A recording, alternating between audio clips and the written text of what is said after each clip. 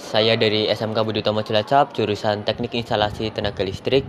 Nama saya Sabi Nurul Masaki dari kelas 12 Title 1. Usia saya sekarang 17 tahun lebih 9 bulan, yaitu saya lahir di tanggal 16 Februari 2008. Untuk agama saya, alhamdulillah sekarang saya adalah Islam dan alamat saya di Jalan Trenggiling Timur, RT 2 RW 4, Mertasinga, Cilacap Utara, Jawa Tengah. Untuk hobi, saya punya 3 hobi. Yang pertama adalah sepak bola, itu hobi utama saya. Yang kedua adalah coding, dan yang ketiga adalah editing. Entah itu editing foto atau editing video, saya suka semuanya. Lanjut, untuk organisasi yang saya ikuti ada 2. Yang pertama, di sekolahan saya mengikuti organisasi robotik. Saya sangat berbakti di sana dan sangat berguna dalam pembuatan seperti proyek-proyek yang ada di sana. Saya selalu mengikutinya dengan baik dan benar.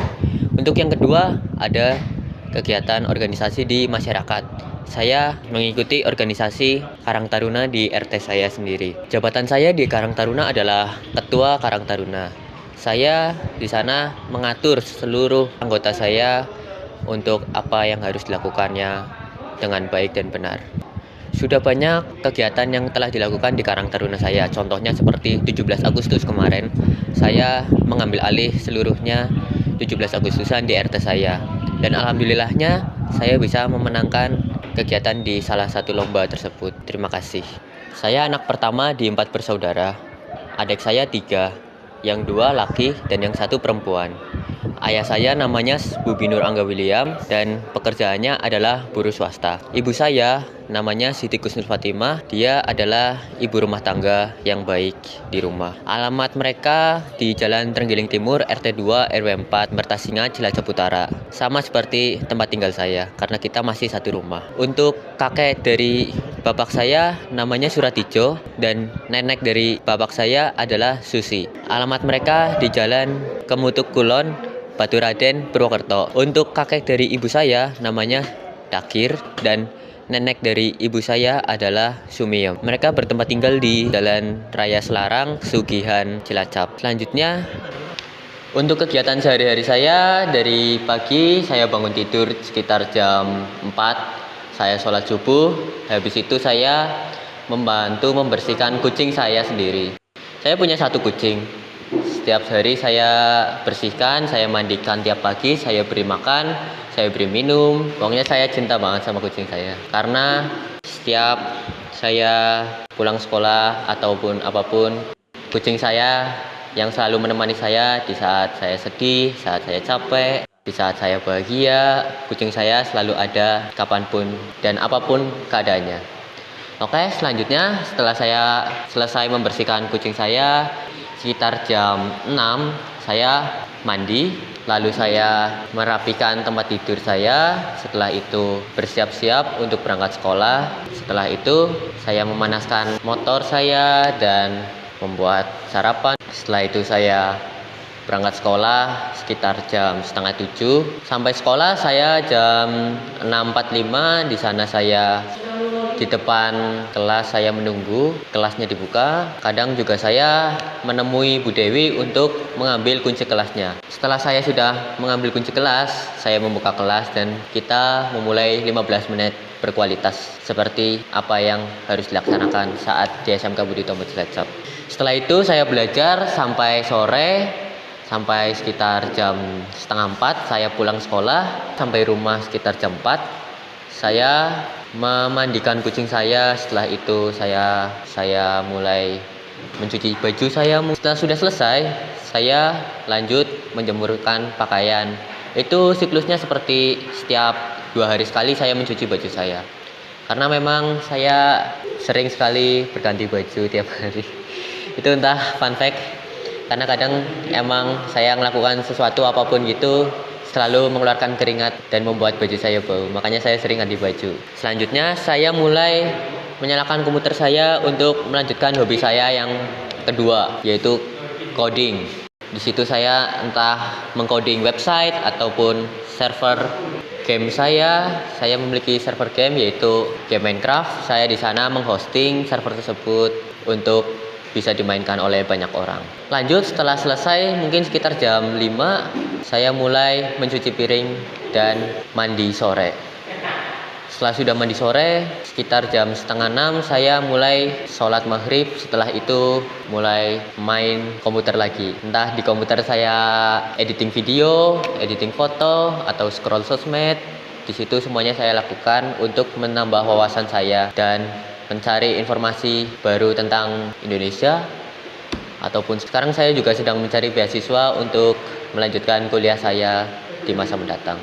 Setelah itu sudah selesai mungkin sekitar jam setengah 9, jam 9-an saya selesai mematikan komputer saya, lalu saya kembali ke kamar. Oh iya, sebelum saya kembali ke kamar, saya makan malam dulu bersama keluarga di ruang makan. Setelah sudah, saya kembali ke kamar untuk beristirahat yang tenang dan tidur, karena saya sudah sangat melelahkan ya hari-hari saya. Dan jangan lupa juga saya tidur bersama kucing saya yang lucu dan mengemaskan. Oke, itu kegiatan saya sehari-hari. Oh ya, mungkin untuk pada hari libur saya lebih banyak beraktivitas di luar ruangan. Kadang saya jika minggu ke rumah kakek nenek saya, entah itu di Purwokerto ataupun di Jalan Raya Selarang yang sudah saya sebutkan tadi di awal. Di sana kakek saya butuh bantuan, entah memperbaiki motor atau untuk memperbaiki apa seperti itu. Setelah itu mungkin agak sore dikit saya bermain bola untuk menyelesaikan hobi saya yang pertama.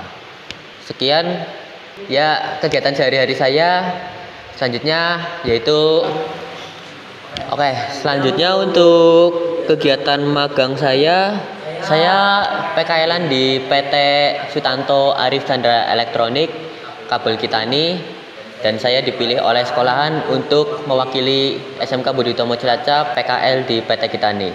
Di sana saya memulai lebih awal 2 bulan, yaitu saya mulai di bulan Mei dan selesai di bulan Agustus. Awal-awal saya mencari kos-kosan di sana karena emang tempatnya jauh dari rumah saya, yaitu di Sokaraja Kulon ya.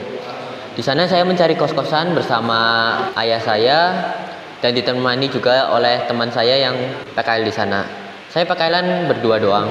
Di sana bersama Adevian Saputra, saya mencari kos ya sekitar 1 minggu sebelum memulai PKL. Sudah menemukan kos, saya pada hari awal saya penerimaan murid PKL. Saya di sana tidak mengenal siapapun, tidak kenal siapa-siapa, tidak ada teman, cuman saya dan Adevian, dan dikumpulkan dengan berapa ya? Ada banyak sekolahan lain juga, mungkin ada Kartek Jatilawang, ada Nusa Wungu, ada Ma'aruf, ada 752 dan banyak lainnya. Saya mendapatkan banyak teman di sana. Tapi sebelum ke sana saya mulai dari awal dulu. Awal-awal saya dikumpulkan di depan PT untuk perkenalkan siapa namanya dan dari mana asal sekolahnya. Di sana benar-benar semuanya belum mengenal satu sama yang lain. Sama-sama semuanya tidak mengerti apa yang harus dilakukan. Tapi setelah dilalui secara bersama-sama, mereka mulai satu persatu memperkenalkan dirinya sendiri-sendiri. Ternyata tidak semenakutkan itu selama PKL. PKL itu sangat mengasihkan guys. Saya juga awalnya memikir PKL itu sulit, susah, dan menakutkan. Tapi ternyata setelah dilalui pun asik-asik aja, dan saya kepengen mungkin selamanya PKL kalau bisa. Soalnya di sana juga saya mendapatkan banyak teman baru dari sekolah-sekolah lain, dari daerah-daerah lain, banyak juga. Lanjut pada pertengahan saya PKL, di sana ada kecelakaan kerja yang sangat hampir bisa membuat bahaya tinggi, yaitu adalah konsleting kabel di sebuah panel. Konsleting kabel di sebuah panel itu menyebabkan kebakaran yang lumayan besar, dan itu membuat banyak asap yang bikin karyawan harus dikeluarkan semua dari ruangan. Itu kejadiannya di dalam ruangan produksi QV kabel audio. Di situ panelnya meledak dan semua orang dilarikan keluar ke luar ruangan. Di sana kita semua panik dan tidak tahu apa yang terjadi. Maka dari itu kita bertanya-tanya, ada apa ini, ada apa? Dan setelah investigasi lebih lanjut, ternyata memang ada kebakaran di sana. Untungnya dari safety man langsung sigap ya, langsung menyelesaikan semua masalah itu. Langsung mereka mematikan sumber awal tegangan tersebut, langsung dimatikan, dan semuanya mesin mati, tidak ada yang menyala sama sekali. Karena itu sangat bahaya sekali, beneran.